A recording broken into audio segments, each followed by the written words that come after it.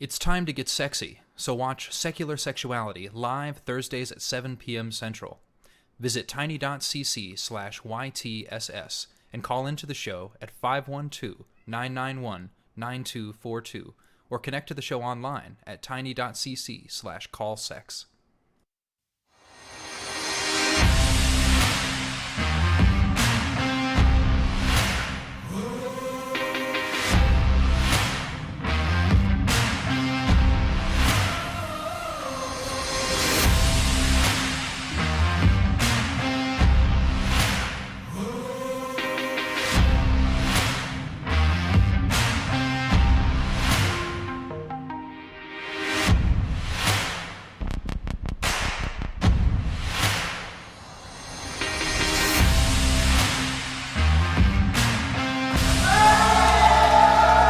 Hello, everybody, and welcome back to Talk Heathen. Today is Sunday, August 21st, 2022, and I am your host today, Objectively Dan, and joining me is someone who has not hosted with me before on Talk Heathen. It is the wonderful Cynthia McDonald. Cynthia, welcome to Talk Heathen. Thank you, Dan. I appreciate the invitation. This is so surreal.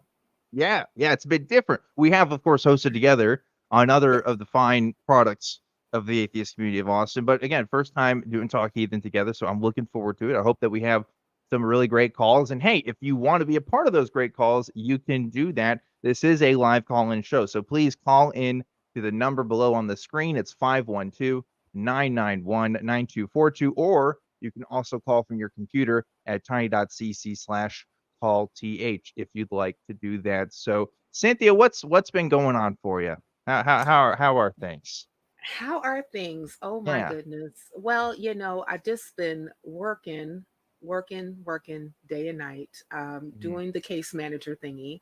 Mm-hmm. Also, doing the kid raising thingy. That's fairly new for me, so doing that as well. And also, doing a little hosting and also a little producing on the flagship show of the The ACA. flagship show of the Yes, atheist community of Austin? And what yes, what what show would that be, Cynthia? that would be the non-profits. Yes, it would. Where we discuss news and topics of the day from a skeptical humanist point of view.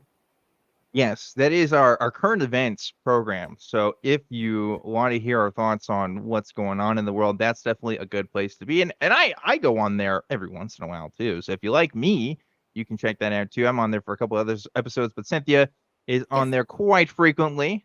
So yeah. you should definitely check that out if you haven't already. And you'll have a chance to as well after this show, because we always play episodes of the nonprofit, new episodes right after Talk Heathen. So you should definitely check that out if you haven't already. Folks, I want to let you know we've got open lines right now. So we are ready to talk to you. If you want to talk to us about you being a Christian or you being a former Christian, if you want to talk about, we were just talking about Christian nationalism and whether or not it's racist inherently. Spoiler alert, it is. If you want to know why we think that, definitely call in and talk to us about. But really, we'll talk to you guys about pretty much anything. I mean, like, there's a limit, but like we cover a lot of ground, I feel We like, do. you know. Yeah. Um, Yeah. so anyway, just want to get to a couple of announcements here. Talk Heathen is, of course, a product of the atheist community of Austin, which is a 501c3 organization dedicated to the promotion of positive atheist culture and separation of religion and government. So there's a couple different ways you can support this show if you like it. One of the ways you can do that is supporting us on Patreon. It's tiny.cc/PatreonTH. And you can also like this video and subscribe to the channel. You can enable notifications and comment below on your favorite caller. And please be nice. I know you guys want to say me, but give Cynthia some love too. Okay, she deserves it. She does a lot of great stuff here as well. And also, if you want to support the show, you can become a channel member. If you want to do that, you click the join button below the video, and you'll get custom chat emotes, and you'll help the mission of Talk Heathen in the atheist community of Austin. If you got those custom chat emotes, put them in the chat right now. We love seeing all of our members and doing that. And last but not least, we also have a fundraiser, which is below the live chat. So, of course, the atheist community of Austin is a nonprofit, and YouTube does this thing where we count as a fundraiser for them. So, on 100% of the proceeds you donate to that fundraiser goes directly to the ACA. YouTube does not charge for any of that and does not take a cut of that. So if you want to support our mission of positive atheist culture and all the other fun stuff we do, that's a really great way to do it. And me and Cynthia, we're both volunteers here. We don't make any money off of this. Most of the crew is also volunteers that help make this show happen. So we really appreciate it. It really does help make our shows even better. So Cynthia, going back to you, how are things on the nonprofit lately? Still We going strong. Yeah, we're still going strong, finding some really weird and wild stuff on the interwebs not Mhm. too long ago. I think that one of the things that we covered that was pretty weird and wild is a Polish scientist classifying cats as an alien species. Yes, that's right. An That's invasive. this week's episode? That Because I was haven't. that Oh, was the last week week. before last. The Okay, week yeah. before Okay. last. Yeah, yeah. I don't That's remember hearing about Polish scientists. Like, can you explain in like 30 seconds or less what that means? Because I don't understand. What does Yes, that mean? well, basically, this particular Polish scientist, forgive me, I forgot his name, but he classified domestic cats or domestic felines as invasive alien species because they have a tendency to destroy ecosystems. Okay, They, yeah, yeah, they have a tendency. It's the feral ones. We're not necessarily yeah. talking about house pests, right? So, Okay, they kill a lot of birds, they kill a lot of rodents, squirrels, things of that nature, and okay, yeah. yeah, and they're actually attributed in Poland alone, I think, for killing over 140 million birds, if I'm not mistaken.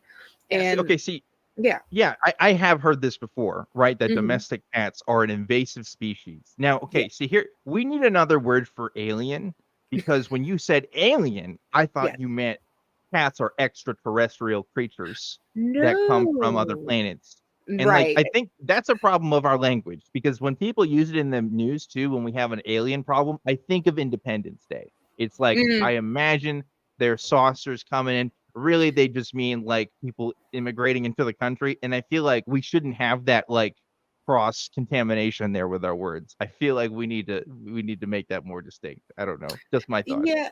Well, no, and I get what you're saying. It Yeah. was more so that when they use the terminology alien, it just means not from that region, right? Like Yeah. they're not Right. inherently from that particular region, and that's why Mhm. they were deemed alien.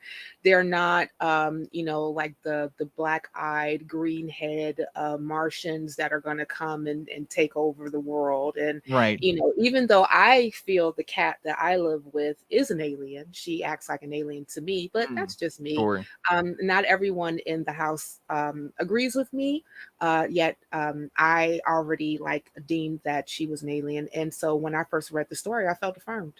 Yeah, yeah, that works. I bet if you look into like the etymology of the word alien, I guarantee like the concept of like human foreign persons or something was used first before like extraterrestrial being. But like now Yeah. we're at a point where it's too close. It's too close for comfort. I in my head those things get mixed up. But good to see that you're covering the important stuff on the Yes. nonprofits. I love to hear it. We do have Yeah. a couple calls who Oh, people who want nice. to talk to us. So you ready to talk to some folks? Yes, let's do it. All right, cool. So first, we're going to talk with Phoebe, who is calling in from the UK. Phoebe, you are live on Talk Heathen. What's going on? Hello, Dan. Hello, Cynthia. Yeah, I'm having a couple of issues at work. I work as a support worker, and I've got a number of clients that I work with who are, best put, very religious individuals, and they try to push their religion onto me and my colleagues. And I, as an atheist, always feel very uncomfortable with, well, how do I push back against this? How do I stop these people who I'm supposed to be supporting in my job from being supported properly? Because they keep Can pushing you their give me an religion on me and example? keep making it Like, all about. So what exactly are they doing? So I have a client who is a Jehovah's Witness who tries to, every time I go around to see them, they try to spread the good word to me. So they'll give me literature. They will tell me that the Armageddon is coming. They will tell me that because I don't believe in their religion, I'm going to be in eternal damnation and I will be part of the death at the Armageddon. And it's quite difficult to be able to get down to the nitty-gritty but I can't really push back too much because, well, that's not my job in this case. But how on earth do I go around in this context? Yeah.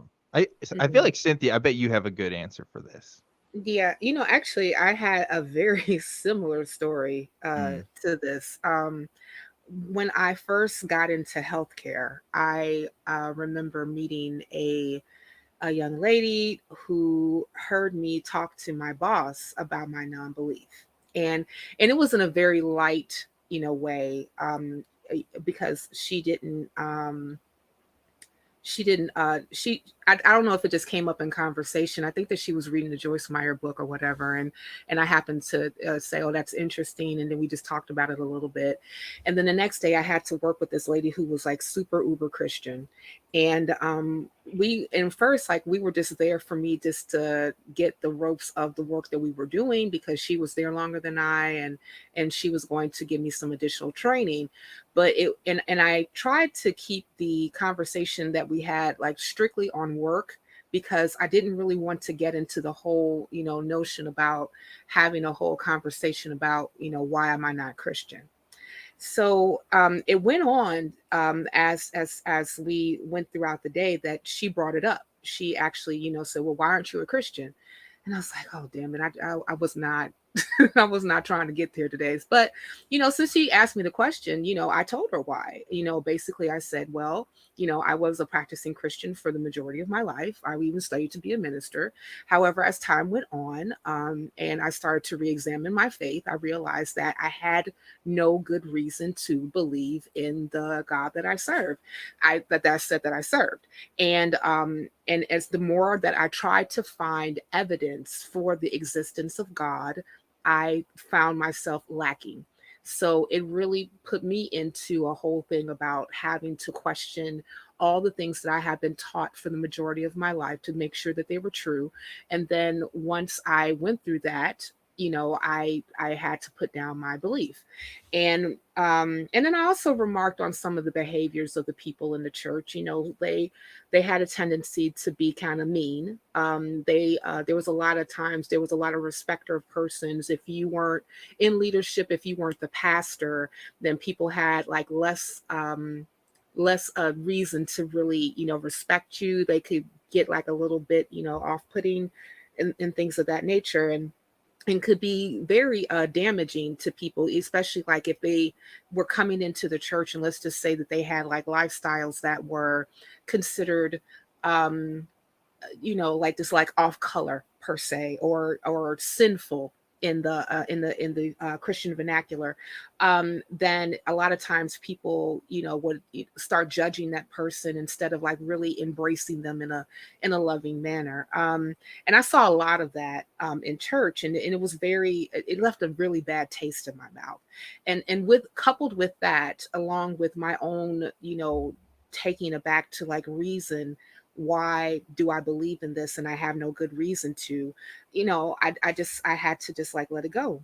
And the crazy thing about it is that the person that I was speaking to only heard the issue concerning the people in the church, and not why I first said that I put down belief in the first place, because I had no good reason to believe.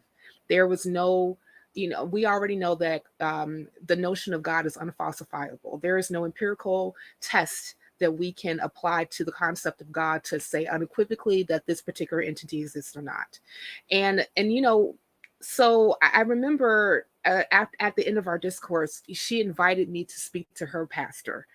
And I said, I'll think about it, and it kind of really bothered me for the simple fact of the matter is that we're not here to talk about these things in the first place. We're here to work. We're here to do the work that we're doing. And my whole pushback a lot of times with people like that is, especially when I don't necessarily feel like getting bothered or being in those particular conversations, is, I remind them that this is what we're trying to do, is do our job. We're not engaging in these particular discussions. If you want to have that discussion, maybe we can do this after work or sometime, but this is not the time and place to do it now. A lot of stories and advice there, Phoebe. What do you think? It will definitely be very useful to at least bring those kinds of things up in the team meetings that I'm going to be having with other colleagues. And it will certainly help with the approach to some of these more reticent clients, I think is the best way to put it. But I do think that making clear to them that, okay, we're here to do a job and so on is probably the best way forward, but it's just trying to strike those balance. And it sounds like Cynthia struck a very good balance with what she was doing, and it's going to definitely be very helpful to me when I go back into work tomorrow. Well, good. I Good. hope so, Phoebe. I hope so too. I don't think I have Yeah. anything to add to that, honestly. I think Cynthia's take and advice there is pretty much the same, I would say, right? You just have to firmly establish boundaries sometimes. And Mhm. that's not just obviously for your religious beliefs, but that's for a lot of personal things that we try to keep in our work culture, like, you know, purposely distinct from our personal lives, right? So it's what you got to do. And the more that you can empower yourself to enforce that, the more you can influence other people and encourage them to do the same thing, right? Absolutely. And I say, at the end of the day, I'm there to talk to you about your living situation. I'm not there to talk about your, as one person, as my Jehovah's Witness said, I need to enhance your spiritual food. And it's like, No, you don't. Yeah. Yeah. No, you don't. Yeah. I don't think so. Don't think so. Well, Phoebe, I think hopefully we covered enough ground with you there. I appreciate you calling in. You most And certainly did. Alrighty. perfect. Well, yeah, thanks for calling in again. And Cynthia, thanks so much for giving such a great response to that Oh, thank you. And thank that you for inquiry. calling, Phoebe.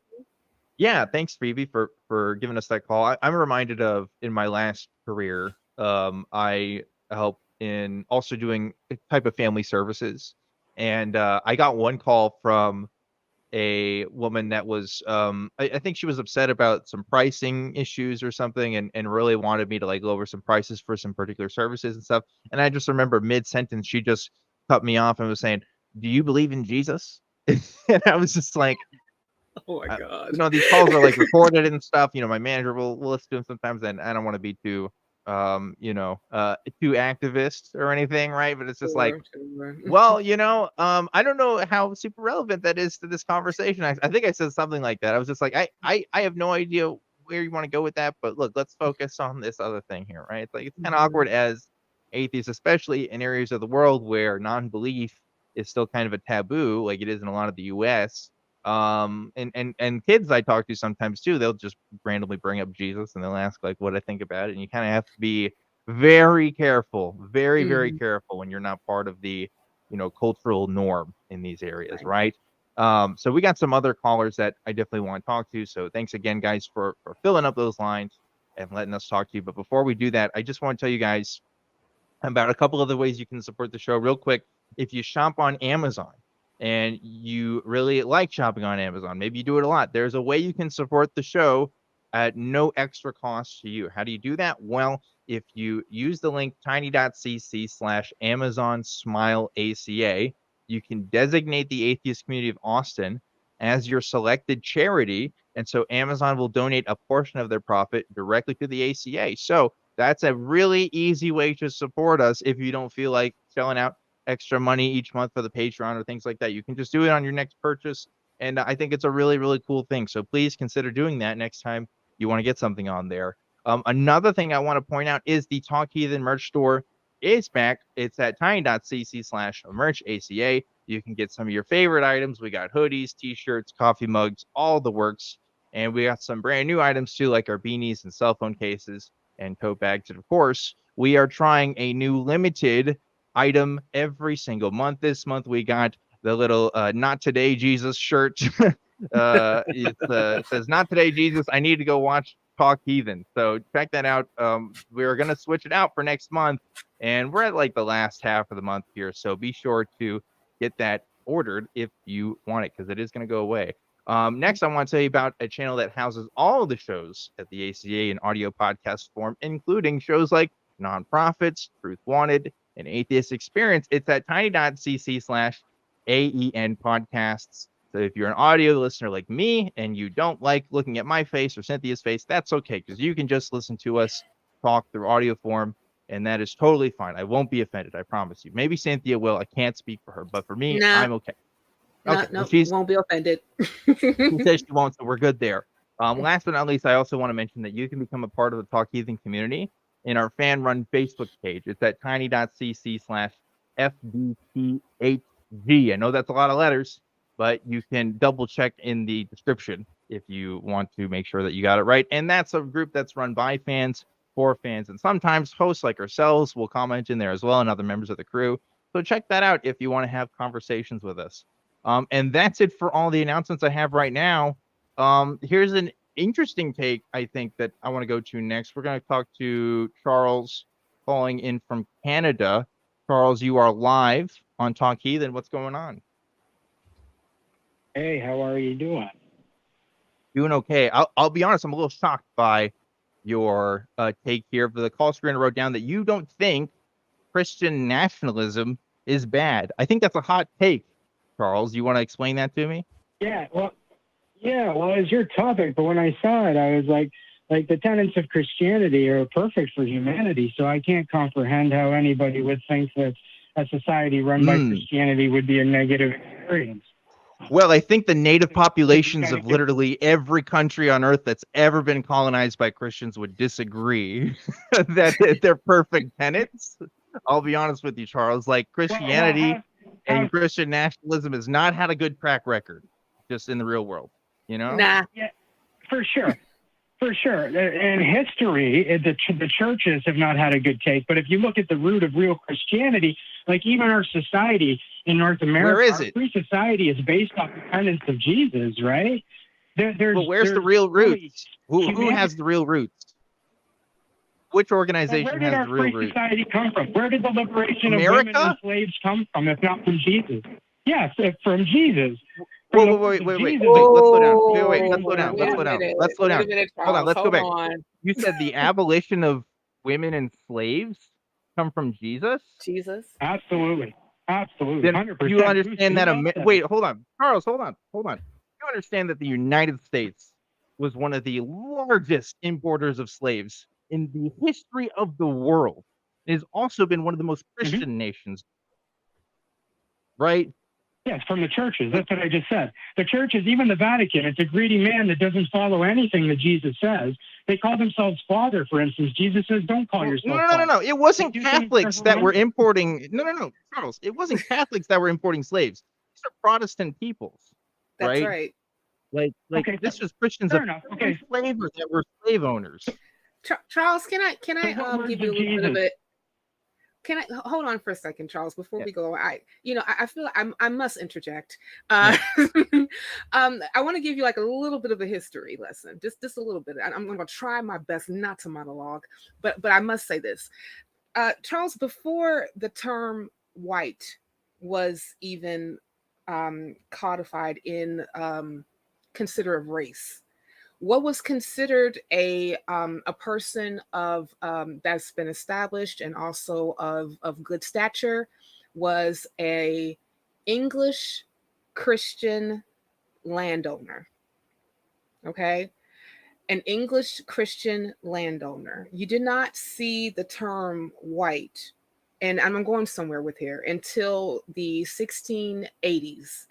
And that was a series of laws that happened after Nathaniel Bacon's a raid that happened in Virginia.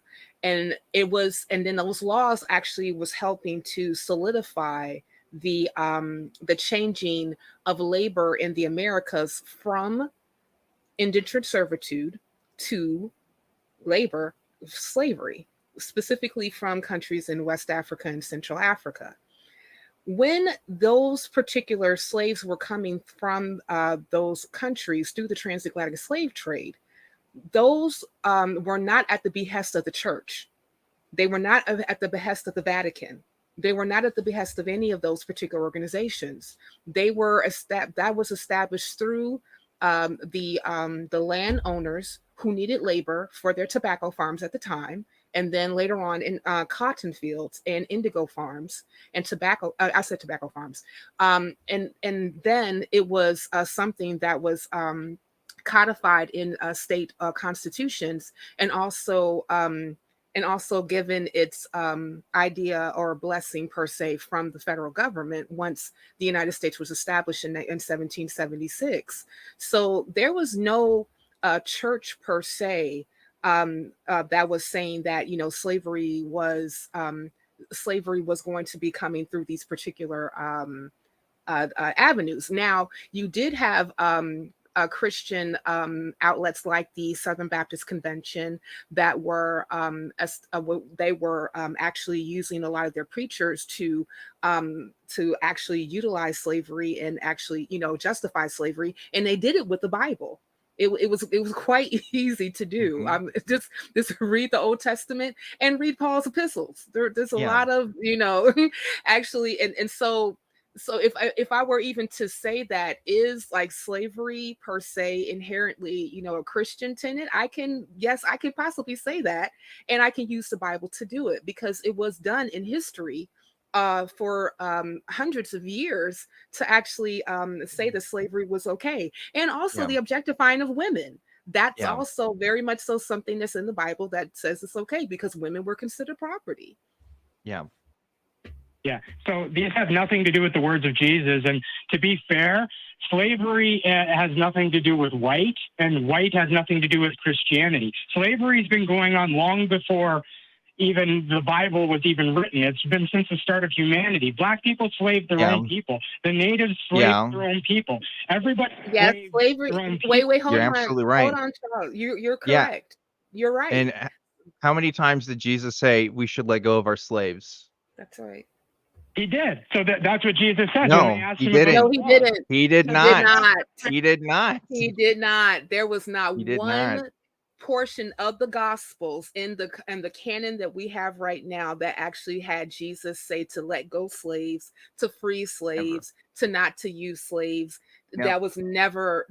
You might be familiar with Ephesians chapter 6, verse 5, which is Paul, the Apostle Paul, one of the founders of the Christian faith, saying, "Slaves, be obedient to your human masters with fear and trembling, in sincerest of heart, as to Christ." Okay, like he's talking. That letter is written to a Christian slave owner, someone who believed in God, who believed in Jesus, and owned slaves. Paul is maybe saying, "Hey, everybody should own slaves," but he's certainly not saying, "Hey, you need to, you know."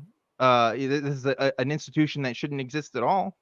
Right. He's telling slaves that they should obey their masters. That's it. Can the guy that read the Bible off and pretend you're good points? Like Jesus never wrote Ephesians. That was Paul.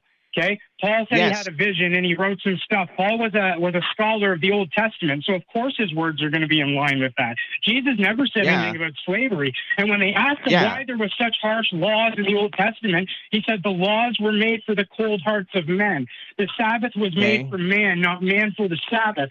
In other words, the laws were there because men were going to do it anyways. So he gave them a guideline on how to do it in the most humane way, if you will. Wait, no. Wait a minute, Charles. Are you saying there's a most humane way to own another human being? Because I would argue, Charles, the most humane thing to do is to not own a human being. Like, why is Jesus? Hold on, wait a minute. Jesus is supposed to be the culture changer. We're not supposed to be of the world, yet somehow we're going to create guidelines that align with whatever the world is going to do anyway. Why is the same guy who's saying you can't have sex before marriage? You have to, do all these, follow these laws and follow these prohibitions, but he can't say, don't own another human being? Are you really telling me that this was Jesus's MO?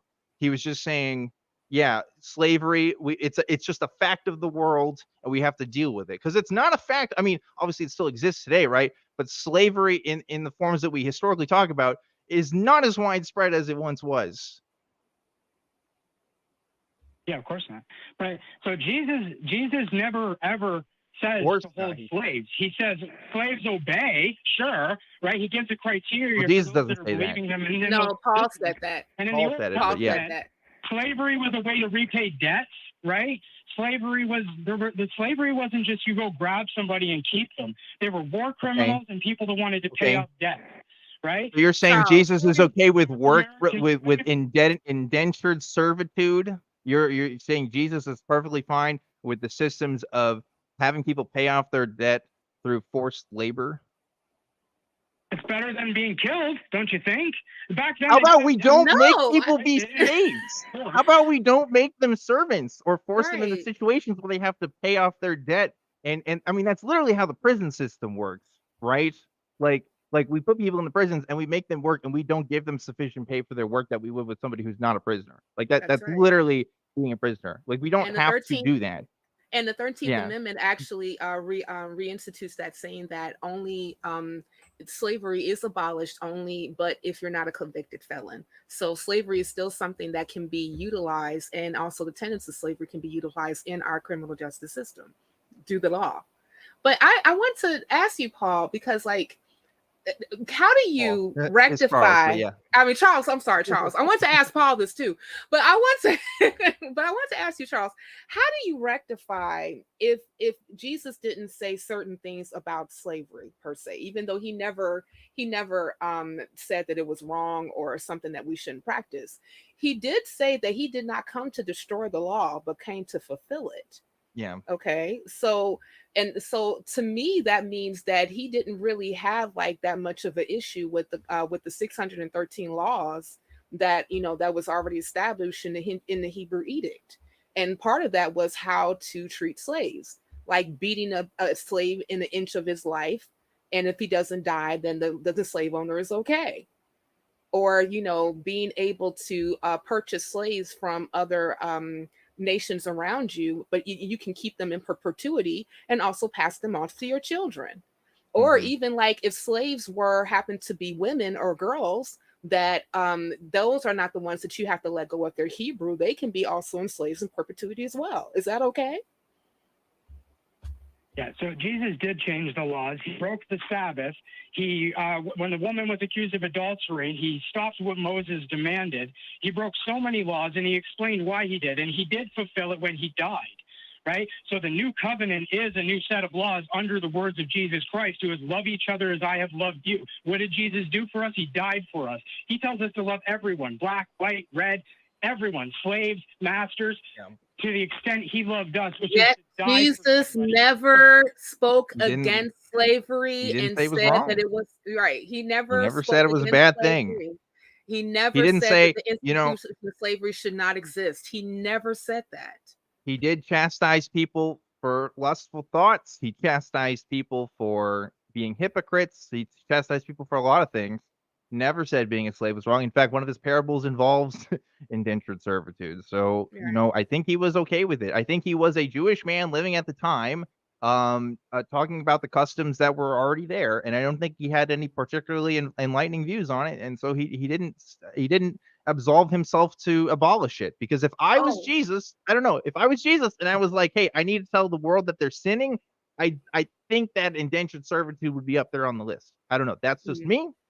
But he didn't, and as a consequence, the Christian church did not either, right? And it hadn't for years, not just decades, not just centuries, but tens of centuries. It has always been a thing and wasn't an issue up until the last couple hundred years, which is very interesting to say the least. And let's talk about this too.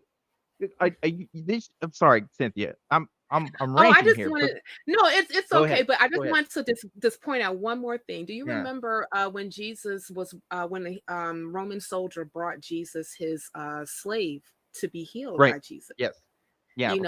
Jesus healed him and set him on his way, but he never told the Roman soldier to let him go. No, never. Never. Why would he? Go ahead. Yeah, go ahead with your rant. No, I'm just saying, this country purports to be a Christian nation, and at the same time, it tends to absolve itself of the horrendous things it's done in the name of Christianity. So which is it? Either we are a Christian nation and we follow those tenets, or, they weren't actually Christian in the first place. Because American slavery was a country identifier. We were known for our amount of slaves in the amount of the world. Many people in history have commented on that fact. And besides that, We've been a history of a racist nation too. I mean, let's talk about that. Why was interracial marriage not legalized until 1967? Part of it was Right. because churches were saying this was wrong. You can find the works of all kinds of pastors who talked about this and also cite the Bible for it. So yeah, look, we can talk about what Jesus really meant or what he didn't mean, but as the history of Christianity in any form of institution for the vast majority of it was totally cool with slavery and oftentimes endorsed it. That's right. That's just a historical fact. So I believe personally you're contorting the two.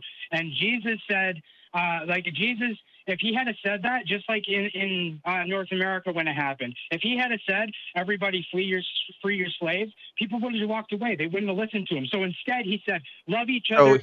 So he doesn't comment on it at all. So he's just going to ignore it. No, what's the deal here? Why does what's his? Let me get this straight. So you think what Jesus said was the most effective form of preventing slavery? You think if he hadn't said what he said, slavery in this country would actually be worse? If Jesus didn't exist and say the things he said, 100% we'd still be in slavery. 100%. No question about it. Women would still be oppressed. That is absolutely very amazing incredible that you said that. You know, yeah. I want to tell you to read a particular book, but I don't know if we can endorse books on this show. But hey, you read a book and you liked it. I don't know. I think you can say that. Yeah, I read a book. It was a pretty good book. But there's a lot of books specifically about the church. You know, the Southern Baptist Convention specifically, because it was the second largest denomination in the United States that was not only about church, but very much so into the intermingling of politics in the United States. Matter of fact, you had leaders in that particular denomination that were also the ones that were pulling for the Union to be separated so that they can fight the Civil War over the possible abolishment of slavery when Lincoln became president, because he was known as an abolitionist. These people used the Bible appropriately in order for them to endorse slavery, to justify slavery, to even utilize it to say that a certain sect of people were considered the chosen people, and therefore they are in the right to own slaves. This was the general sentiment of the power establishment for hundreds of years before the United States was even a nation. And they did it based on Christian principles. And even when you had the civil rights movement happening, you had preachers too who was using Christian principles to actually uphold the institution of segregation. They use the Bible very much so to do all of these particular things. So it really baffles me for you to say that if Jesus spoke against slavery and he said not to have it, it would have been 100 times worse, when all the particular people who owned slaves and who were in politics at the time, and also the leaders of the church, used the Bible to endorse slavery. I don't understand how you make that jump.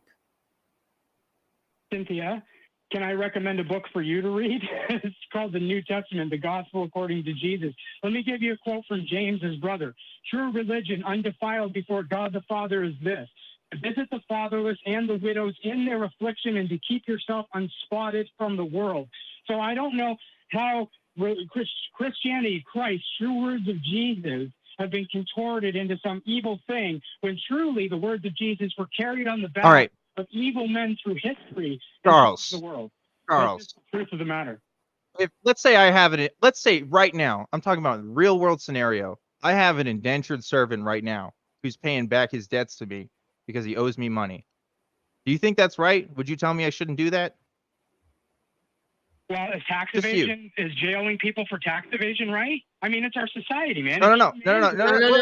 You, Charles, you tell me. I have a person in my house right now who didn't pay me back for money I gave them, so I'm making them work for me. They're washing my dishes, they're cleaning my clothes, they're doing stuff for me. Is that right? Would you tell me I shouldn't have that? Yeah, sure. If he agrees. Oh yeah. Okay. Cool. Yeah. Hey. Cool. Charles. Cool. cool. Why didn't Jesus say that? When he talked to someone who owned an indentured servant right there in the New Testament, why didn't he say, hey, you shouldn't do that? Why? He did.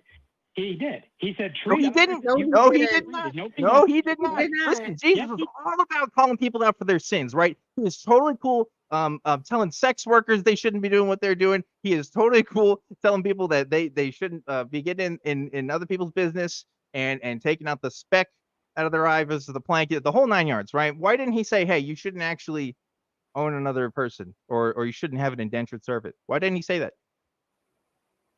Because it was the error. It's right there. Just like when they came and they asked him, should we pay taxes? He said, whose face is on the coin? Give to Caesar what's Caesar and give to God's what is God's. He didn't have the right to say these things in that era, but he did. He didn't have the right. He didn't have the right. He didn't have he the was right. God in flesh. What are you talking about? What are you talking about? Oh my gosh. On what authority does he have to say anything then? Oh, he's a citizen of the Roman state, so he can't go against slavery? What the fuck? Wow. Oh, that's crazy. I didn't realize, Charles. I didn't realize your morality was dependent on your citizenship to a nation, that you have to follow the laws of the time. My goodness, Charles. Here's the thing. Charles. Here's the thing. Jesus didn't say it because he was a Jewish man living in the time, and in his contemporary culture, it was fine. Right? Like, that's the reason. It wasn't because he had any particular special moral insight. I mean, maybe he had some good takes here and there, but the point is, that was an institution he was okay with. And if he wasn't okay with it, it probably would have been recorded. And maybe he wasn't okay with it and people didn't record it. I mean, that could be an option too. I'm not saying there's a lot we don't know about the life of Jesus, but the point is, the history of the Christian church has deeply reflected the fact that they did not give a fuck about people being owned. They did not.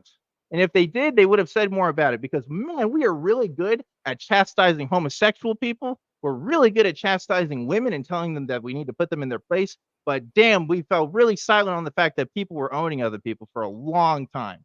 A long time. That's right. And that's Christianity to me. But Charles, I got to let you go because we got other people we got to talk to. And I have a feeling that we're not going to convince your mind on this. But I pray, Charles, you know what? I'm an atheist, but I pray that I have the confidence to call into a call-in show with a black woman and tell her that slavery was actually not cool with Christianity. Like, what the fuck, man? That's some balls. That's some balls. Yeah, I'll tell you that. even more so that I'm a black woman that's the descendant of slavery. Yeah, that's exactly what I am. Like I have traced my lineage back to slavery on my maternal and paternal side.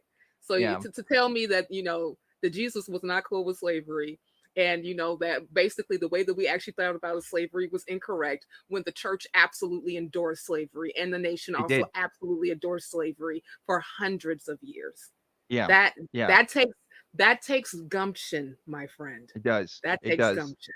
And look, the fact that I get it. Look, were there Christian abolitionists? Absolutely. Did they take the Bible and interpret it in a way that meant that to treat other people equally? Sure. We can talk. Some of the most famous abolitionists out there were definitely Christian, and I will not argue with that. But the point is, that is an interpretation that has not always existed in the history of Christianity. In fact, I would call it a very recent development in the history of theological interpretation, because it was. And they were also in the also, Dan, they were in the minority. Abolitionists who were actually utilizing Christian tenets in order to say that slavery was wrong, was using, you know, different things about, like, you know, the slave, the widow, et cetera, et cetera, et cetera. But it was never based on anything concrete that Jesus said, the apostles said, Paul said, or any of those things that said that slavery was wrong, ever. Yeah, and you know, we can talk about the whole, the church, this church wasn't the real Christians, yada yada. I don't care, right? I don't care. Like, I want to know what this ideology has done for people, and it hasn't done a whole lot for indigenous peoples in most places of the world when it comes to Christianity, right? So anyway, that's a lot. It's a lot, man. Get me worked up on a Sunday here, Charles. What the heck? This is supposed to be a day of rest. Okay, I'm getting worked up. But anyway, wait. No, Dan, remember he said that Jesus Oh, that's right. We broke the Sabbath, so we don't have to Broke follow the that. Sabbath, You're so right. it's okay. It's okay. You're right. It's good. I can get worked up, Mhm. and I can do Yep. miracles too. Apparently, That's right. so if I do that, I'll let you know. But hey, I got a couple more announcements for you. I want to let you know, remind you that the newest episode of the flagship show of the ACA, the Nonprofits, is going to air at 3 p.m. Central Time today, which is right after this show. So definitely check that out. tiny.cc/YTNP.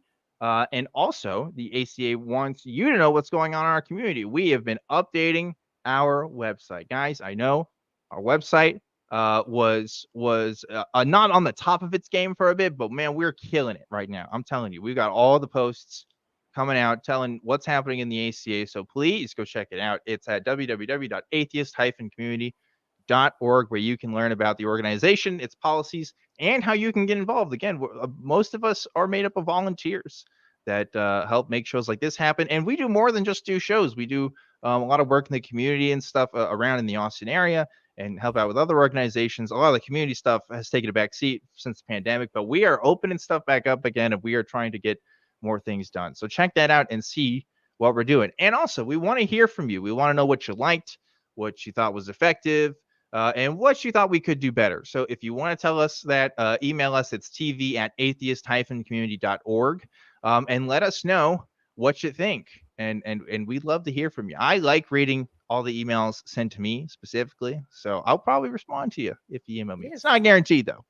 If you're going to email me about how slavery is actually totally fine and all that stuff, I'm probably not going to respond. But other inquiries are just fine, right? No, email it to me, and I would tell you exactly why you're wrong. Okay, well, that's Cynthia's okay with that, so that's fine. Give it to Cynthia. I'll just CC her in on that, maybe VCC. I don't know. We'll see. But anyway, before we move on to the next calls, we have a quick promo reel that we got to show you. So we're going to play that for you now. Check it out.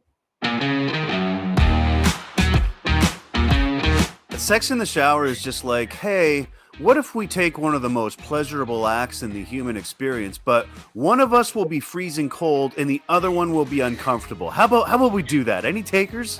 Yeah. Or there's a hope for me in the afterlife, a reward for being that. Like I don't need that to do what I do.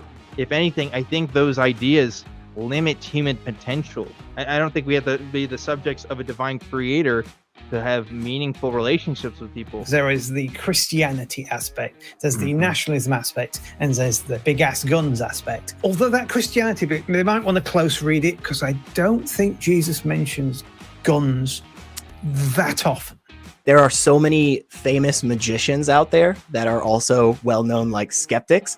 And it's like, just because you're a magician doesn't mean that you're a skeptic, and vice versa. Like, I'm a skeptic, but I definitely cannot do magic. You can't see me from the waist down, but from the waist down, I'm actually a lizard. And I can lay eggs, and I can run faster than a cheetah as a result of my very powerful lizard legs. Would you just accept that?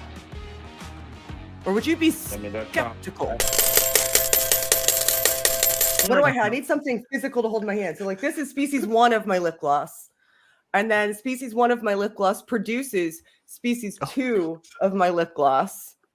And species 2 can produce with species 1, but then species 3 comes up here. Species 3 can produce with species 2, but not species 1. These two can reproduce together, but this one can't go all the way back to the first one, which we've already said is basically genetically identical with a slight iteration. That is genetics.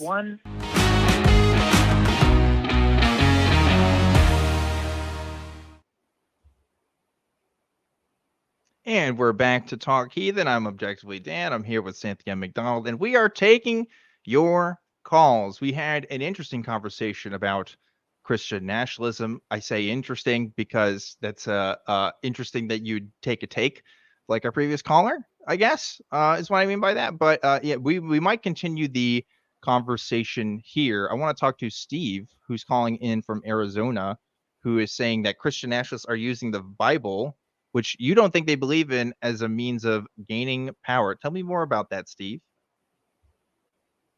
Yeah, well, after that last call, that's a hard act to follow, I got to tell you. But it is a hard act to follow, but I believe in you, Steve. I think you can do it. Go ahead. Yeah. Okay, I'm freaked out about this Christian nationalism. I think, especially what's happened with the Supreme Court, and into powerful positions in the government. And on top of that, I just started watching The Handmaid's Tale, and now I'm really freaked out because that's a playbook for the Christian nationalist movement. I mean, my God, it's just like they're following that thing. I mean, I'm freaked out.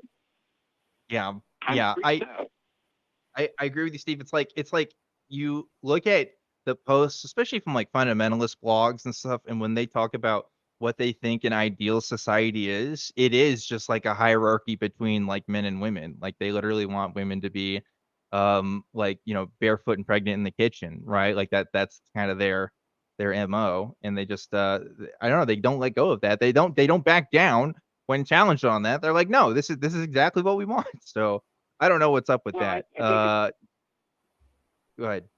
I think it's also a matter of economics, and that the billionaire, millionaire class, or whatever, that's able to these politicians, the people in power that they support, are fine with subjugating the rest of us. I know, like I don't know, a crazy thing, but I mean, let's face it, we're a situation now where there is an economic disparity, and I think these people in power are going to use religion. They're going to use the Bible. They're going to use God as an excuse to completely, you know, take over our system. And hopefully, you know, we still have a hope.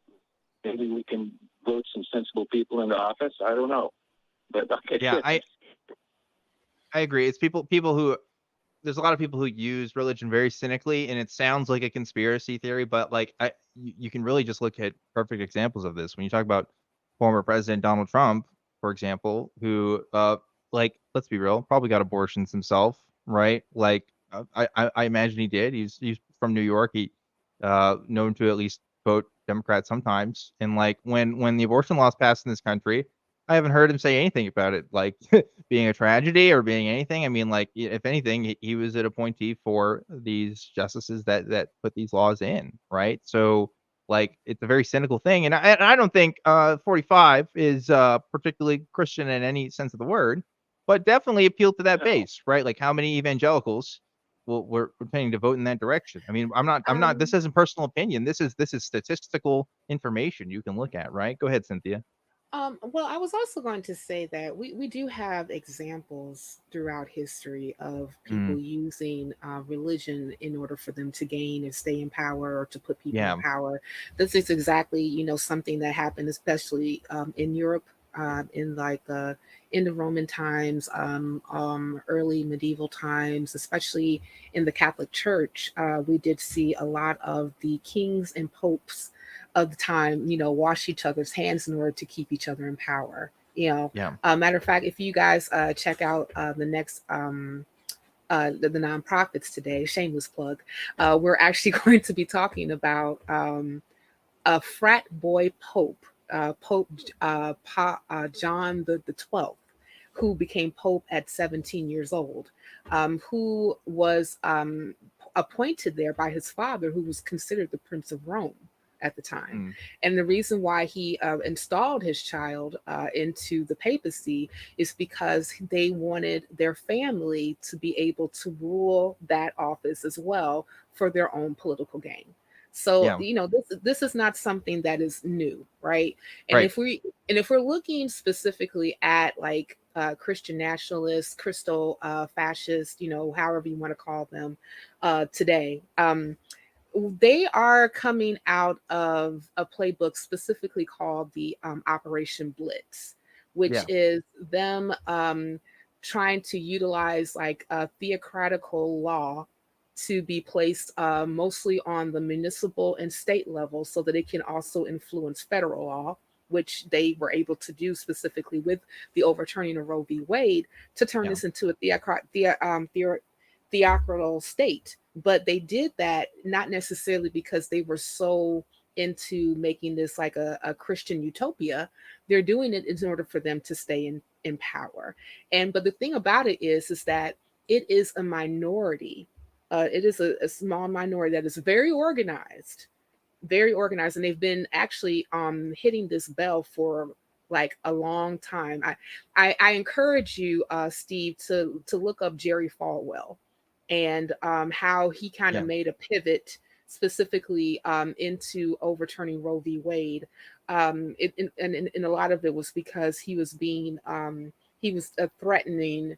Well, the government was threatening to take away his school status, specifically for tax exemption, because he wouldn't let Black students into Liberty University. So there was a pivot to actually say, well, what other issue can we bring up at this particular time to actually have power? And it was, the overturning of abortion laws, which also brought in a slew of other different things that they really wanted to turn this into a theocratical state. But it's all really about power. It's not necessarily about, Right.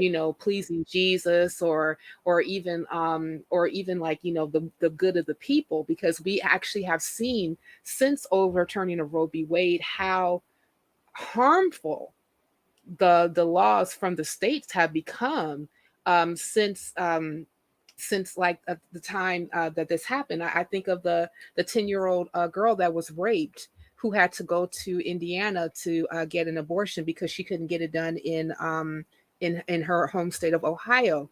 There's another story that was coming out that a 16-year-old girl was considered that she cannot have an abortion because she's not considered mature, or even like another person not being able to think about like actually having like an abortion because the fetus is actually has only a half a skull, but they're trying to make her have the baby. So we're seeing like a lot of damage that's happening from these particular laws, and yes, it is scary. I'm not really sure what the solution is, but I know that it takes people who are level-headed mind like you and I and Dan and the like to really push back against this. Yeah, definitely. Steve, what do you think? Well, I totally agree with you that these people trying to push the theocracy on us are in the minority, but they are able to still get a lot of control. I mean, look at the January 6th insurrection. They were able to, they were very close, I think, to killing. I mean, it's like I said, I'm scared. And our electoral college system certainly makes it possible for somebody who does not even get enough votes to win the election to still, take the presidency. We've seen that happen, more than once. So these are the things that scare me, and I'm afraid that these people using the religious or theocracy or the Bible in order to get power, they don't really believe that these things. They just are using it as a propaganda tool to get people on their side. So I don't know what to do. If there's any positive in this, Steve, I think I'm very critical of liberal people who are just like tolerant to religion by default, who are just like, yeah, just let people believe what they believe, and they just draw the line at that. Because like obviously, like I feel that way about most issues too, but like when it becomes a direct political problem, like we were seeing in the past couple of years, like I hope that if anything, this wakes them up to that. Now that the direct rights of women everywhere across this country have been stripped from, I hope that shows people like, hey, these people do mean business and they do want specific things for you, and they're not going to stop. They don't care about tolerating you. Like you can tolerate them as much as you want, but they don't care.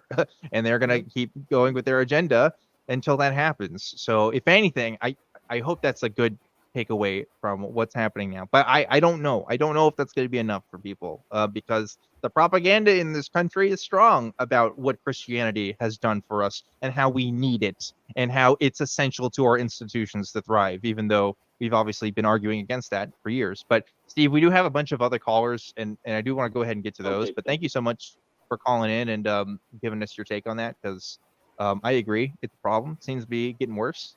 So I don't know. We'll just keep doing call-in shows until that changes, right, Cynthia?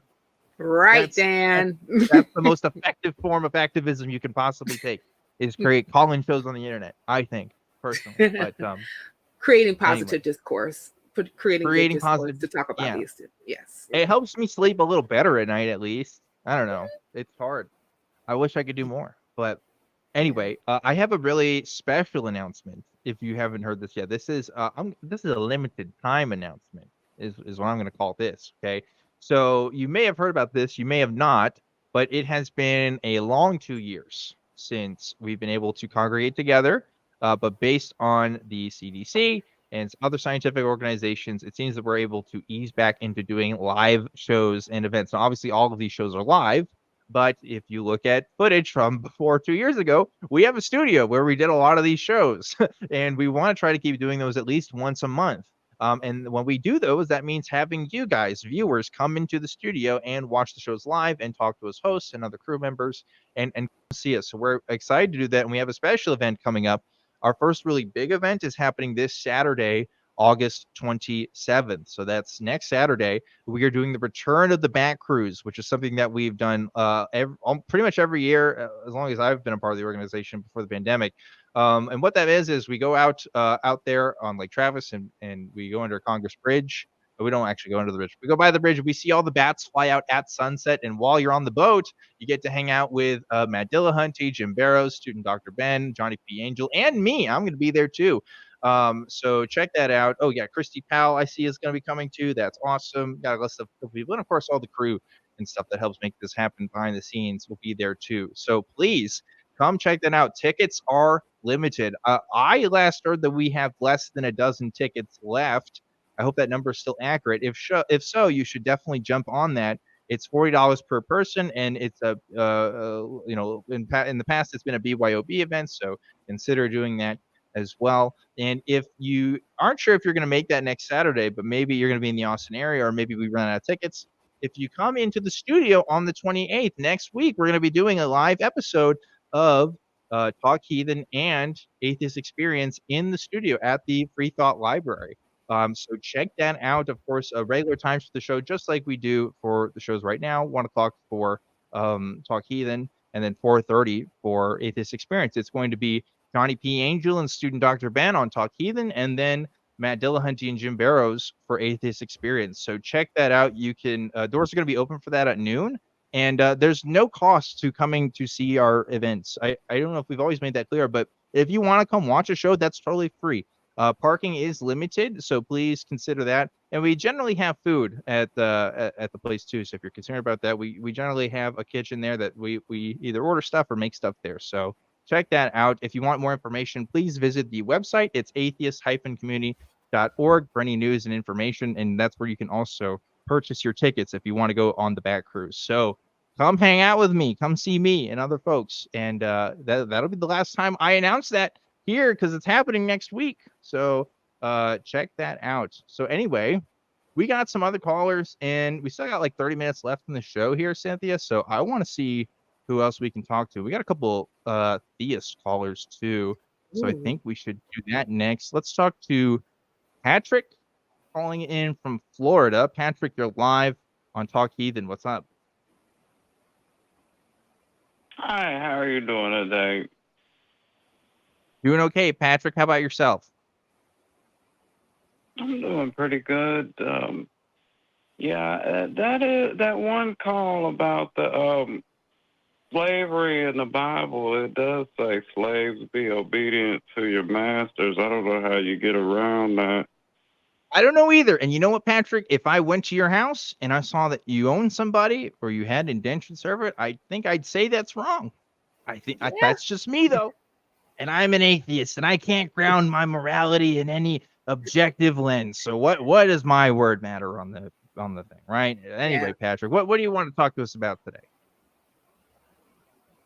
I'm more agnostic, but you know what I would like to get into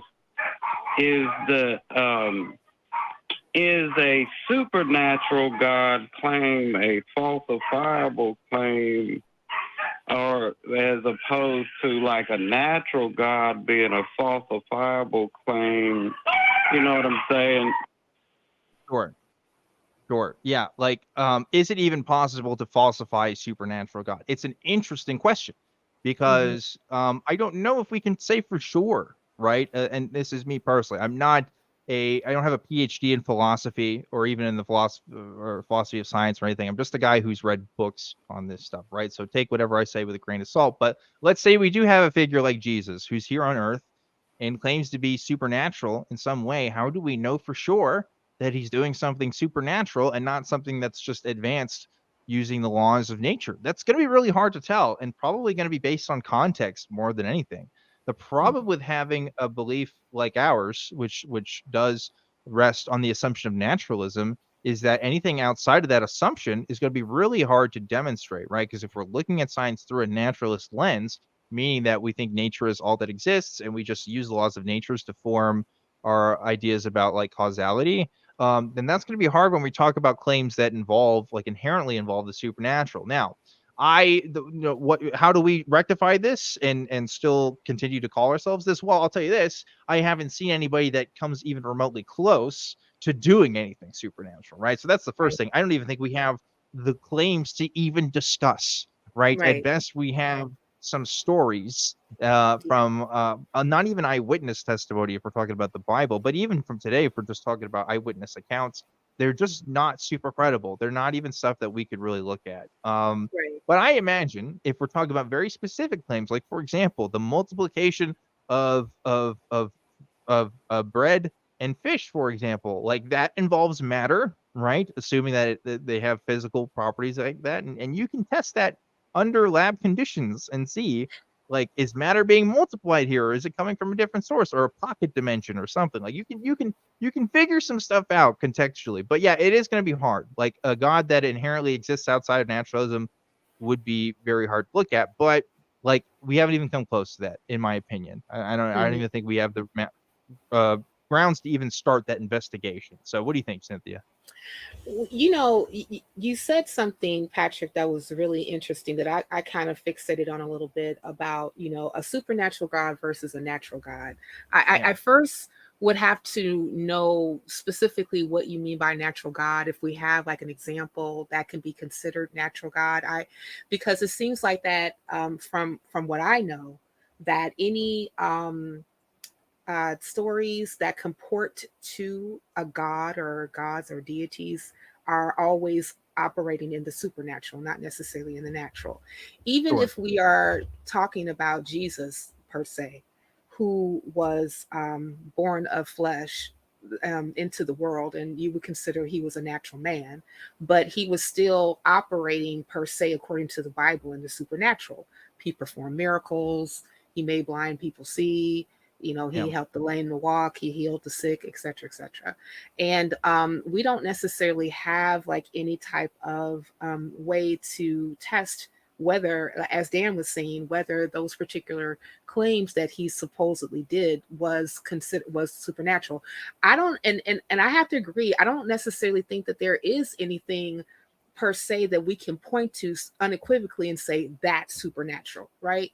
Normally what ended up happening is that man, or humans per se, were looking at, things like, let's just say, the sun, and gave it and deified it, right, for thousands of years, until we figured out exactly what the sun was and what the properties were and how it worked and things of that nature. Same thing with other planets and stars and things of that nature. And we even did that with the way that the world in of itself, and how we interact with nature itself, right? We figured out a lot of different things as far as like how the earth functions, how different properties function, things that we attributed to considered supernaturalism was, we have a natural explanation, right? Yeah. So it's difficult to be able to to even go the route, in my opinion, to even try to falsify anything supernatural, because we don't have like any type of methodology to put it into a test in the first place. Like I would, if I'm just a simple case manager, I don't have like a degree in physics or chemistry or biology or anything like that. But it would, if someone can make me privy to how scientists are able to test the supernatural by doing X, Y, and Z, I would love to know about that. But as far as like As far as my knowledge goes, or books I've read or articles that I've read about this particular subject, it's a non sequitur. It's a non-starter. Yeah, that's what I have to say Yeah. about that. Yeah. So there you go. What do you think, Patrick? You all really break it down. She is awesome. But suffice it to say, Kaku of string theory had said in one video I saw with him talking about this kind of thing, where she said the supernatural versus a natural God, and what Kaku said on it was that Einstein had said we must make the distinction between the supernatural God of, say, Christianity. You pray for that bike for Christmas or whatever, a personal God. And then he said there was the natural God of Einstein and pantheism, and that the universe was something we could actually study with science. So being that it's something we can observe and study, would that be a falsifiable claim? I don't know.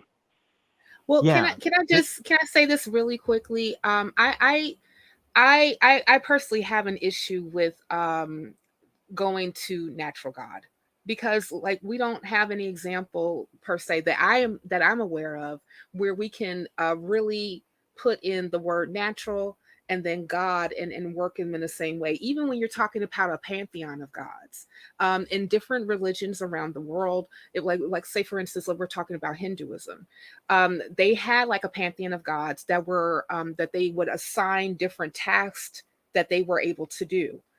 Brahman was the creator, Shiva was the destroyer, Vishnu was I believe was the savior, and then they had like underling gods under them.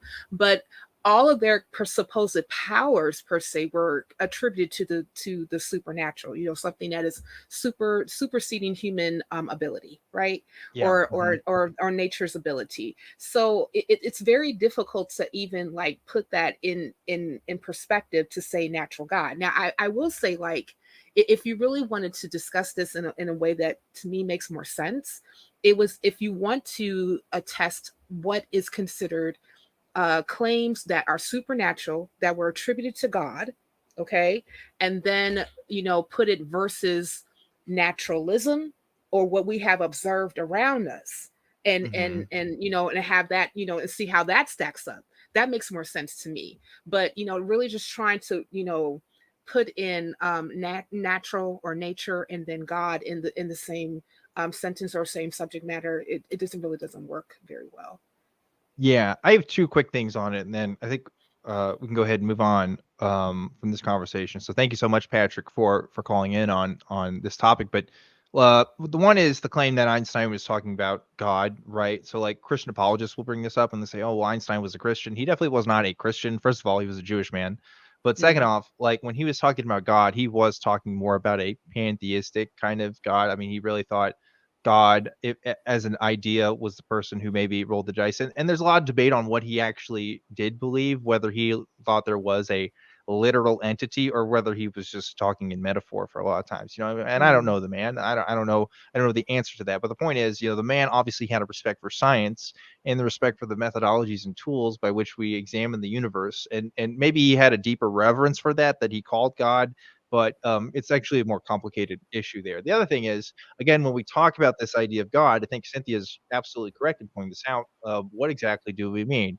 I always, again, I'm the guy that uses the igtheist label, which is this idea that I don't even make claims as to whether I believe in a God or not with that particular label, if only because I don't know what people mean when they say God. Like if you're talking about the Christian God, for example, what's been traditionally defined in early sects of Christianity, then yeah, I don't believe that, right? Like I can very confidently say, if we're talking about, oh, God is just nature, well, I believe nature exists. So I guess in that one sense, I believe in God, but like, is that what people usually mean when they talk about God? It's certainly not what the average Christian means, right? I would argue that the average Christian does mean an entity that has personal interest, that has desires, that has actual effects within the world, like actually affecting it every day. Not everybody Christian believes that, mind you, but It's important when talking about the philosophy of religion to make that distinction. And also, again, I think Christian apologists are correct in pointing out that atheists will sometimes make the presumptions that they do as far as their philosophy of science without actually knowing that they're actively doing it or demonstrating it. Like, yeah, I do assume the case that naturalism exists. Like I do assume that naturalism is true rather. And then do use that to evaluate claims. So that can be problematic when examining certain claims, as we talked about when it comes to miracles and stuff. But I also don't know if there's any better way to do it than that, right? Like I can't just accept every claim willy-nilly and have no method of investigating the truthiness of that claim, right? There's a lot of claims every day about what gods are out there and what they're doing in the world, or angels or demons and other stuff. And we have to have a methodology that's consistent. And so far, naturalism has been pretty consistent with that. So, that's my take on that. But Patrick, I'm going to go ahead and let you go here. Thanks so much for giving us a call in. I hope we were able to answer your questions on that, because it is a deeper topic than some people maybe give credit to, I think. But hey, so glad that you called in on that. Real quick, I need to give a shout out to the top 5 patrons that help make this show happen. So we're going to do that real quick. Patron number 1 is Eric Tweet. Number 2, Dingleberry Jackson. Number 3, Balaam's Donkey. Number 4, Dan Conger. And number 5, Kale V. Helveti. I think that's how you say it. Please correct me if I'm wrong. An honorable mention is Don Nelson. Thank you guys so much for donating on that Patreon. Once again, it's tiny.cc/PatreonTH. That helps make this show happen and helps show that you support this thing and you want it to keep going. So you guys rock. And if you want to become a top 5 patron, you can do that by going to that link below and see if you can smash the records, because otherwise we're gonna keep shouting out the big ones. So, Right. but you don't have to smash the records too. You can just become a patron too. Like that's also an option. Just give. Make it- How about that? Just give. Yeah, just give. Yeah. Okay, that's let's see how many more calls we can get. I don't know if this could be the last one. Maybe we can pick one more after this. We will see. We got Sam, who's calling in from California. Sam, you're live on Talk Heathen. What's going on? Hi, Dan. Hi, Sam. How can we help you? How are you guys? All right. Well, I just have a quick question for you guys. So I've been going back and forth between theism and atheism for like forever. And I've kind of come to the conclusion that I'm more comfortable being a theist than an atheist. But I'm also a physics major, so that is a conflict of interest usually. But I was wondering, like, what is your take on miracles? Like, how would you justify that in your worldview? How do I justify miracles? Well, I mean, I guess I don't justify like, miracles. How do you explain miracles? Because there's no scientific explanation for some of the miracles. Well, Sam, what's to you an example of a bona fide miracle? Good question. I mean, personally, I've only heard there was one pastor who was stung by a scorpion and then was pronounced dead, and then he received a word, and now he's living and preaching and like going from dead to alive. I don't think you can explain scientifically. I mean, Okay, well, not that I know of anyway. Let's talk about this. So this is a story that you heard about a pastor who got stung by a scorpion and supposedly heard the word and is now doing fine. Is this I'm not, I promise you, I'm not trying to belittle you in any sense. I really am not. I want to know, do you think this is the best example of a miracle that you can think of? I mean, personally, like the one that I know, like I can verify since I've met the pastor, I've spoken to him. Yes, this is the best example ever. I'm not sure. I mean, there are people who grow legs and limbs and all that stuff. So, okay. I don't So here's my issue with that, Sam. One, I can't verify what you just said in any sense, right? And I know like we're limited to the medium of doing a call-in show, so you're trying to keep your answers quick, and I'm asking questions, and I totally understand that. Maybe in a longer conversation, we can actually investigate that. But that seems to boil down like the problems of what a lot of miracle claims are, which are just stories of things that have happened, right? So like even every lawyer will tell you this. I think like eyewitness testimony is not the most reliable thing that happens, especially when we're talking about exactly what happens in medical terms, right? Like what is going on with people's bodies. The recounting of these kinds of events from non-medical professionals, I think, is often really suspect. And a lot of miracle stories in the modern world really boil down to like cancer treatment stuff, like, oh, I had cancer and then I don't. Sometimes it's other kind of unknown ailments that people heal from. And that's what I hear about. So if it, those are the stories that I think you should be the most suspect about, because Yeah. we have documentation for these things, right? Like we look into a lot of medical phenomena. If something is ailing somebody and somebody was able to heal from it, doctors are going to want to know about that so that they can effectively treat patients that way, right? And even if it's like the idea of religious belief on individuals has also been studied, like if that's a positive or negative effect, and there's interesting results of that. But the point is, like, people will look into that stuff, and anecdotal accounts really just aren't going to be enough to push the needle. And I think you, Sam, as someone who looks into physics, who should also be skeptical, because I know you've encountered a lot of weird claims from people who talk about physics. Okay, it's a lot out there. You should also be suspect of that, right? Like Yeah. you can't just believe every single weird physics claim that happens, because you are more knowledgeable of the tools than most people, and so you have an understanding of how the world literally works and should be able to explain that in terms that make sense, right? So for me, I have to be more convinced. It can't be more than just a story, right? But Cynthia, what's your take?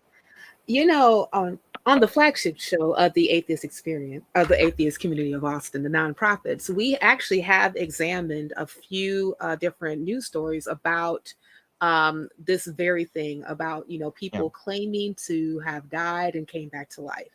And or they would make a claim to say, I think of this one particular pastor in I want to say in South Africa, that made his parishioners bury him because he said that he was going to come back in 3 days, just like Jesus. And they did what he told him to do, and then they put him in the ground, and then 3 days later they came back and he was dead, and he was not back at all.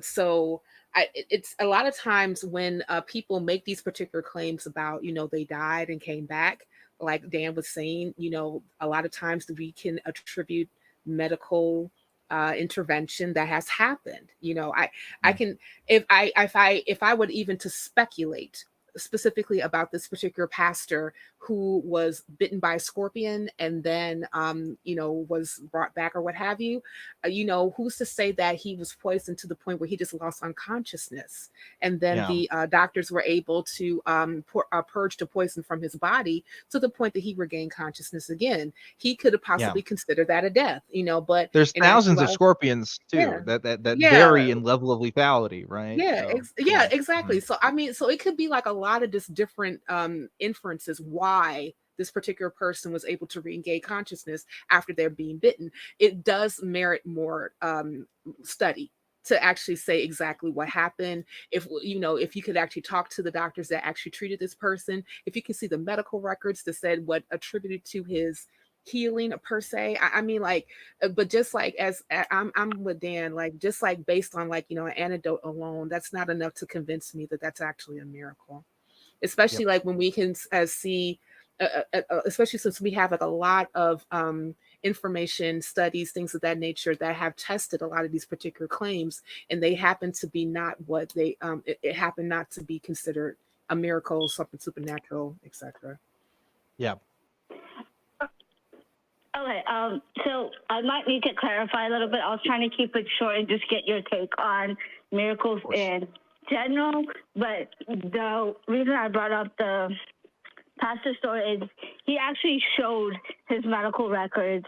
And this happened in Africa. So he actually was bitten by an African scorpion, which is like the deadliest scorpion. And so he didn't exactly seem to claim that he was dead. It was just the doctors gave him like 2 hours to live, and instead of dying, he survived, and he attributed the words of the Bible to the reason why he survived, because there was no other medical way to save him. So this is the one that stumps me the most, is because there is no explanation. Like, there's no medical reason he's alive. So I'm like, is it possible? Well, I mean, Sam, can I say this really quick, Sam? I'm sorry, but like, I have to say this too. I took care of my dad before he passed away from cancer. The doctors gave him 6 months to live, and he lived for over 12. Doctors' estimates about, people and how long they're going to live, or if they'll be able to treat them or things like that, are not always correct. They're people too, but just to say, or just attribute to, like, we can't find out why this particular person is living, therefore God. That's a God of a gaps fallacy, and that's why I'm saying, like, even if he said, like, well, these are my records, who's to say that he's actually interpreted them correctly? Was there any other medical people that was in the audience at the time that was able to read his records? Yeah, and even beyond that level of skepticism, right? It's like people get bites from scorpions and survive. Like, that's just, I think that's a natural fact, right? Like, for every person that we may say, oh, well, I prayed while this happened and it healed, there's probably people out there that have been bitten by snakes and scorpions and other things that didn't pray at all and also got healed. Like, I'm sure you can find those stories out there. And they often don't get picked up because there's nothing special about that, right? It's just like our immune system or our body healing. But there's also things that we know that we can't live without that I would be more impressed with. Like, if your pastor got his head cut off and then he lived after that, like, that's something, right? But thing is, like, people live from venomous. Yeah, I mean, like that would be a miracle to me, I think. If it, now that's barring, of course, our advancements in like head transplants and stuff, because like that's a thing that's happening, which is interesting. But that's all being done under medical, under supervised conditions. We're not just talking about somebody getting decapitated out wherever and then getting put back on, So like, I think, Sam, if I were you and that was the most convincing thing to me personally, right, I would reconsider whether that was strong enough to believe in the proposition that theism is true or that miracles occur. But that's just me. And me. Okay. Go ahead. Oh, that's it. That's the take. That's the tweet. That's it. That's it. What do you think, Sam? I mean, I'm torn. I'm always torn, because it's like, I get where you're coming from, where it's like, is this enough to convince anyone other than the person who actually experienced it? And even the person who experienced it, it's not enough of a solid evidence to actually believe. But I don't know. There's just so much mystery in the world that I'm just like, I don't know how people could just be like, well, that just happened by chance, and they dismiss God when. Sam, can I just tell you something? I'm stuck in the God of the gaps. Sam, can I just interject a little bit of, I don't want to say advice, but it's advice. I would encourage you, while you are studying science and while you are learning more, and even getting information from other theists about, different happenings, to remain skeptical and ask questions, and continue to do that for the rest of your life. I've been where you are. I've been on that teeter-totter before, and the only thing that kind of got me over the hump is asking a lot of questions and trying to seek out what the closest thing to truth is possible. It may take a little bit, but I encourage you to do that. Yeah, and I'd also point out too, Sam, that while it may seem like it's unlikely things do happen all the time, right? Like, statistically, somebody wins the lottery every day, right? Like, it may not be you, it may not be me, but like somebody does win it, because that's just how the lottery works, right? Somebody has to win. And that's true for a lot of other kind of edge cases, especially in the medical sciences, right? Like, people do tend to survive unlikely scenarios. People, have these things happen. And because of their upbringing, because of their culture, because of how they understand the world, they may have religious attributions. But what's interesting is that look at how many Muslims will say the same thing about Allah helping them in their crisis. Look at people, look at the witches on TikTok right now that say, look, I was sick and I did a ritual and now I'm healed because I drank this thing I left out under a full moon. Like you'll Right. find that these claims are quite common amongst lots of different backgrounds. And then I'm just talking about modern day examples. You can go way back and look at like stories of how Chinese medicine supposedly help people, an apothecary like help people. And we know based on our modern knowledge, this isn't actually how these things happen, or probably is very likely unlikely to be. Maybe it's placebo effect, maybe it's other things. But just because we don't have all the answers doesn't mean that theism is the most likely explanation either. That would be my second thing to you, because I think that was a fallacy that I had, at least when I was a theist, because that was my preset ideas of how the world worked. Is, well, who can explain this? Well, God has to be the best explanation, but that may not actually be true. In fact, I don't even know what the likelihood of a God explanation could be for like most things, right? It's so uncalculable. It's really hard to determine. But we're not here to lecture you, Sam. You wanted to get our take, and this is our take, right? Okay, so hopefully you can take with that as you will, and I'd be curious to see if your thoughts would change on any of this in the future. But regardless, thanks so much for calling in and asking your question, because I do appreciate your honesty and hesitancy in changing your beliefs. You sound like somebody who wants to believe in true things, who wants to understand, like, are your views correct? And here's our take on it. Here's why we don't go the theist route. Because I think there's problems with that, right? Yep. But keep on asking questions, Sam. Keep on exploring. Keep on trying to, gain as much knowledge about the world around you as possible. And keep on calling back in and bring some more things to, to the host and bounce off ideas. It might help you out in the future. Yeah, we love to see it. We love to see it. But right now, anyway, we are at the tail end of the show. So sorry, folks that are still on the line. Sorry we couldn't get to you today. Hopefully we can get to you at a different time or any of the other various shows that we do. If you want to see the latest episode of The Nonprofit, stick around, because that's happening right after this show. So look at that as it's happening. Links that, again, are in the description. Real quick, I need to give a special thank you, of course, to Cynthia for being on. Normally, I'd say, hey, where can you find you at? But I think we've done enough plugging this episode. I think people know. How about the next episode of The Nonprofits? Right, next episode of The Nonprofits, which you should definitely check out, and then Atheist Experience right after that.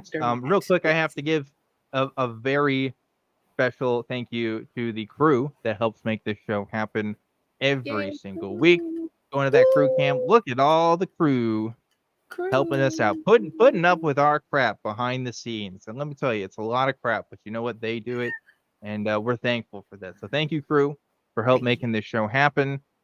We want to thank all of our viewers for watching this show. Thank you so much, whether you believe or not believe. If you are an essential worker, we, of course, want to thank you as well. And if you don't believe, this is your community. And if you do believe, we don't hate you.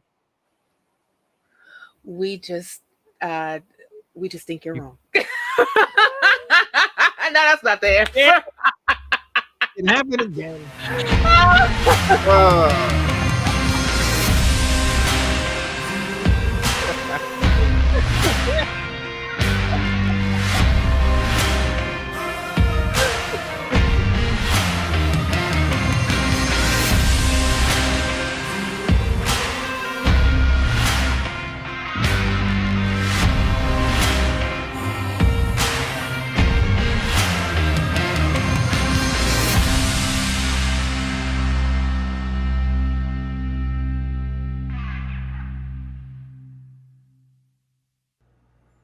We want the truth, so watch Truth Wanted live, Friday at 7 p.m. Central. Visit tiny.cc/YTTW and call into the show at 512-991-9242 or connect to the show online at tiny.cc/calltw.